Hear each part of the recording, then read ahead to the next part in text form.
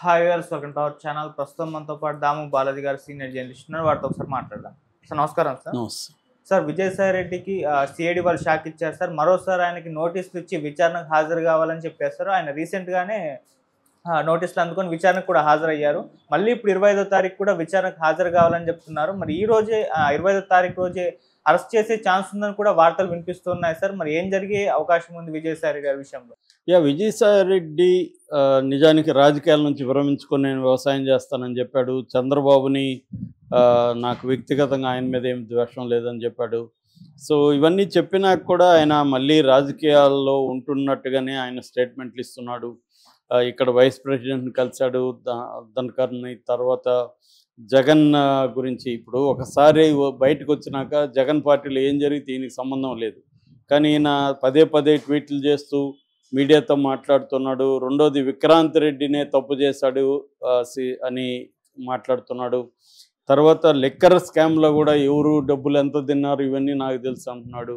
అంటే ఈయన ఆంధ్రప్రదేశ్ రాజకీయాల్లో ముఖ్యంగా యాంటీ జగన్ స్టేట్మెంట్లు ఇస్తున్నాడు. మరి ఎందుకు ఇస్తున్నాడు?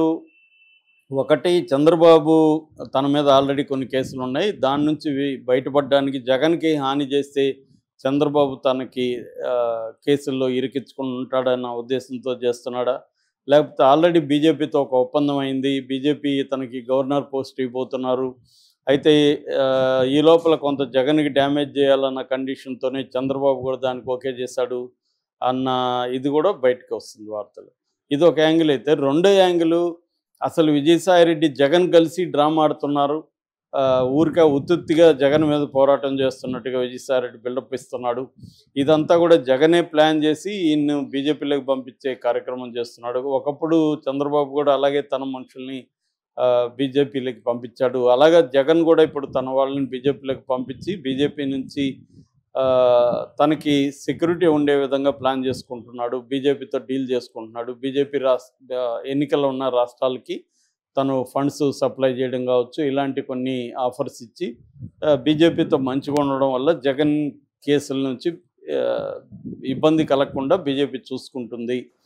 అట్లాగే చంద్రబాబు జగన్ని అరెస్ట్ చేయకుండా కూడా బీజేపీ చూసుకుంటుంది అన్న ఒక వార్త.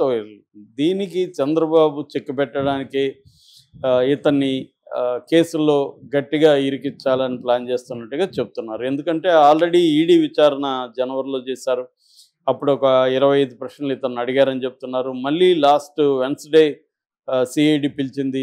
సిఐడి అనేక ప్రశ్నలు అడిగింది. దానికి మళ్ళీ ఈయన మీడియాకు వచ్చి కూడా సమాధానం చెప్పారు. మళ్ళీ ఇప్పుడు సిఐడి ఫ్రెష్గా ఈయనకి నోటీసులు ఇచ్చింది. 25వ తేదీ ఈయన్ని మళ్ళీ విచారణకు రమ్మన్నారు. అంటే మరి ఎందుకు పదే పదే సిఐడి విచారణకి ఈయన పిలుస్తుంది అనేది ఇప్పుడు $1 మిలియన్ ప్రశ్న.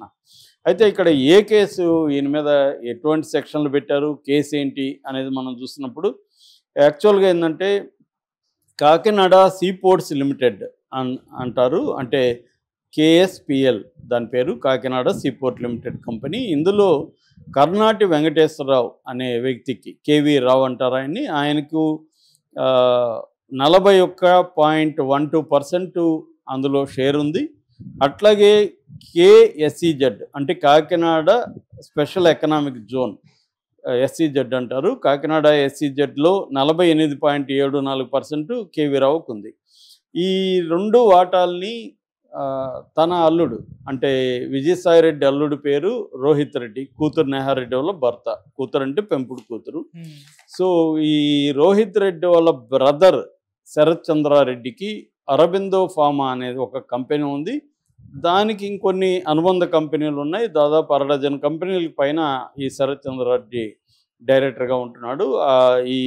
ఇప్పుడు ఈ కేవీ రావు వాటాల్ని అడిగిన కంపెనీ పేరు అరబిందో ఇన్ఫ్రా ప్రైవేట్ లిమిటెడ్, అంటే Aurobindo reality and infrastructure private limited. దీన్ని ఇప్పుడు ఆరో ఇన్ఫ్రా ప్రైవేట్ లిమిటెడ్గా మార్చారు.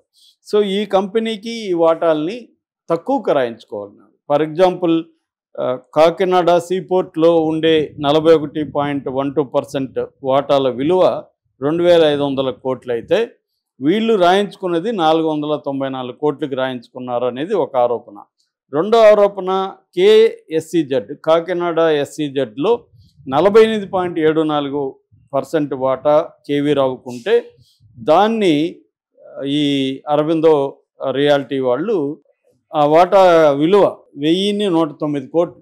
ఈ వాటాల విలువ 48.74% వాటాల విలువ 1109 కోట్లు అయితే వీళ్ళు కేవలం 12 కోట్లకి ఆ వాటాలను రాయించుకున్నారు. అంటే టోటల్గా 3600 కోట్ల విలువైన వాటాల్ని వీళ్ళు దాదాపు 500 కోట్లకి రాయించుకున్నారు.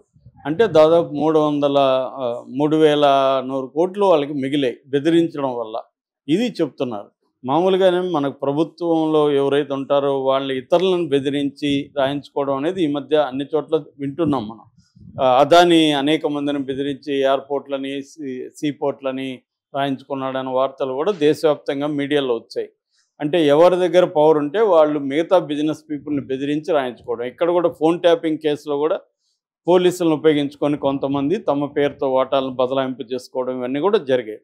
ఇది కామన్ ప్రాక్టీసే. అలాగా ఇప్పుడు వైసీపీ అధికారంలో ఉన్నప్పుడు ఈ కేవీ రావుని బెదిరించి విజయసాయిరెడ్డి అల్లుడికి బ్రదర్ అయిన శరత్ చంద్రారెడ్డి కంపెనీలోకి ఈ వాటాలని రాయించుకున్నారనేది ప్రధాన ఆరోపణ.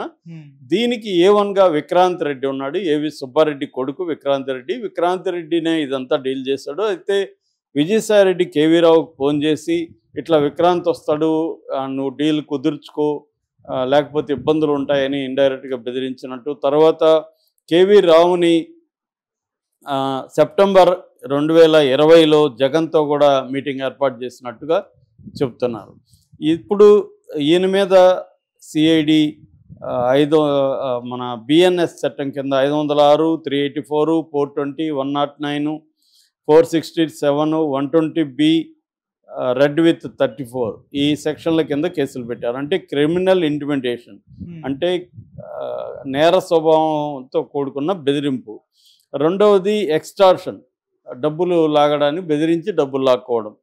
మూడవది చీటింగ్, మోసం చేయడం. నాలుగవది ఫోర్జరీ, తప్పుడు సంతకాలు పెట్టడం. ఐదవది కాన్స్పిరసీ, కుట్ర పన్నడం. ఈ సెక్షన్ల కింద విజయసాయిరెడ్డి మీద కూడా కేసు పెట్టారు. మొత్తం దీంట్లో 5 మంది మీద ఇప్పుడు కేసు పెట్టారు. A1 Vikrant Reddy, A2 Vijayasai Reddy, A3 Sarath Chandra Reddy, A4 Sridhar, A5 Aurobindo reality infra limited.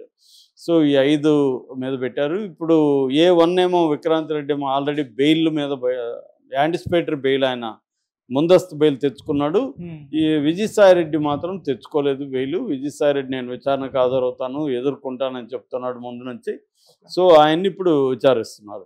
అయితే గతంలో విజయసాయిరెడ్డి విచారణ అయినాక బయటకు వచ్చి ఏం చెప్పాడంటే, నాకు కేవీ రావు తర్వాత నాకు తెలిసిన వాళ్ళకి చెప్పాడు, ఎందుకంటే విజయసాయిరెడ్డికి అసలు సంబంధం లేదు, ఆయన నాకు ఫోన్ చేయలేదు, కానీ ఒక పెద్ద ఆఫీసరు విజయసాయిరెడ్డిని ఇరికించాల్సిందిగా నన్ను